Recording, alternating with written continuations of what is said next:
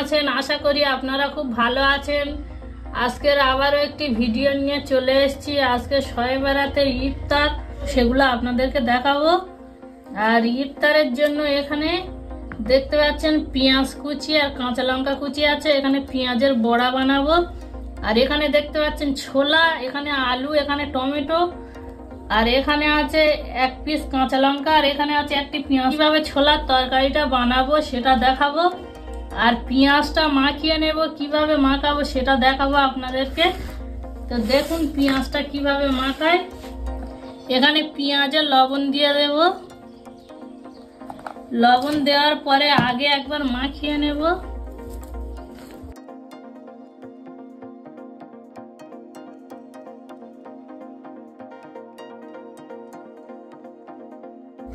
এখানে এবার দিয়ে দেব ধনে জিরের গুঁড়ো 1 চামচ, আর হাফ চামচ দিয়ে দেব গরম মশলার গুঁড়ো।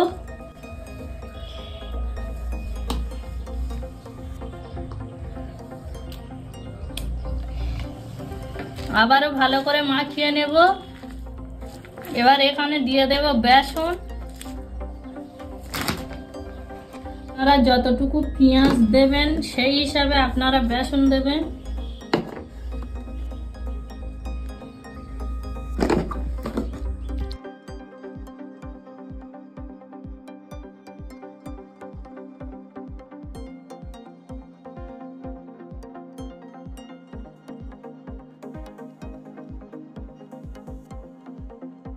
দেখুন আমার পেঁয়াজটা মাখানো হয়ে গিয়েছে।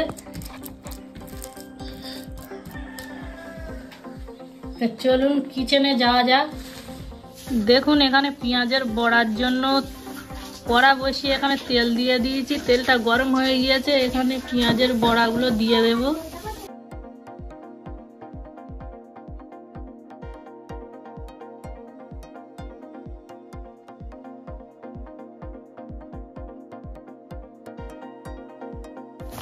দু মিনিট পরে এগুলো একটা একটা করে উল্টে দেব।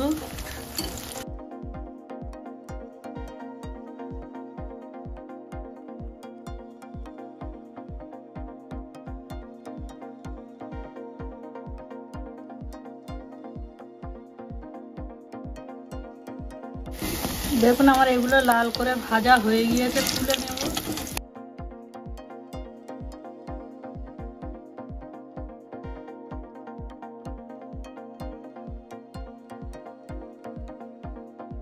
সেম এইভাবে সবগুলো আবার ভেজে নেব। সবগুলো ভাজা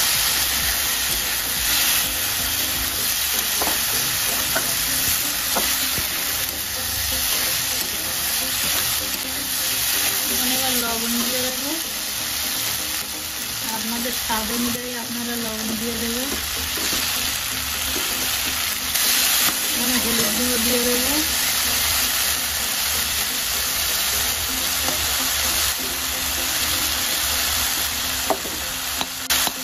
এখানে ধনে জিরে গুঁড়ো দিয়ে দেবো 1 চামচ।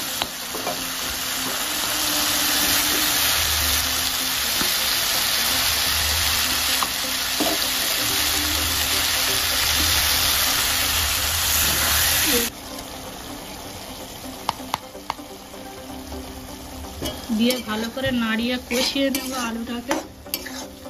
যখনই কষাবেন কোনো জিনিস তখনই গ্যাসটা একটু আস্তে করে দেবেন।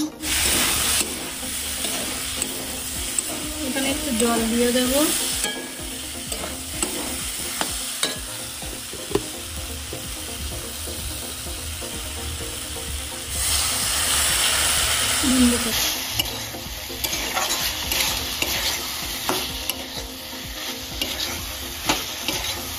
এখানে ছোলাগুলো দিয়ে দেব।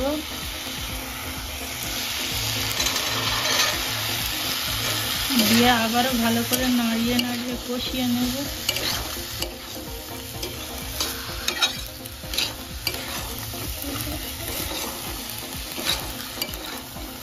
কত সুন্দর একটি ফ্লেভার এসছে, কত সুন্দর একটি গন্ধ এসছে। দেখুন কত সুন্দর লাগছে।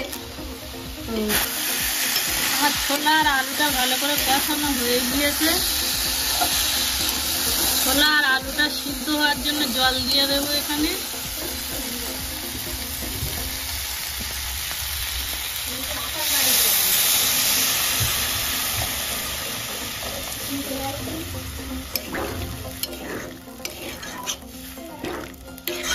দেখুন ভালোভাবে ফুটছে।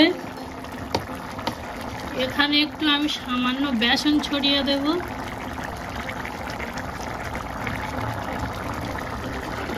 বেসন দিলে ছোলার তরকারিটা ভালো লাগবে খেতে, আর একটু গাঢ় গাঢ় ভাব আসবে তরকারিটা। ভালো করে নাড়িয়ে নেব। এখানে একটু সামান্য গরম মশলা দিয়ে দেব।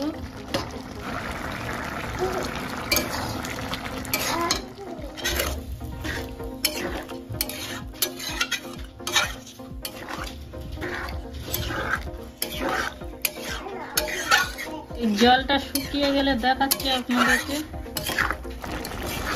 দেখুন আমার ছোলার তরকারিটা রেডি হয়ে গিয়েছে।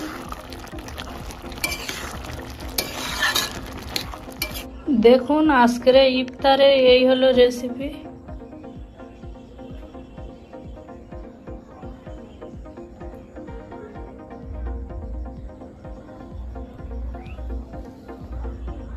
ভালো লেগে থাকে তাহলে সাবস্ক্রাইব করে দেবেন। আর ভিডিওটা এখানেই আমি শেষ করছি।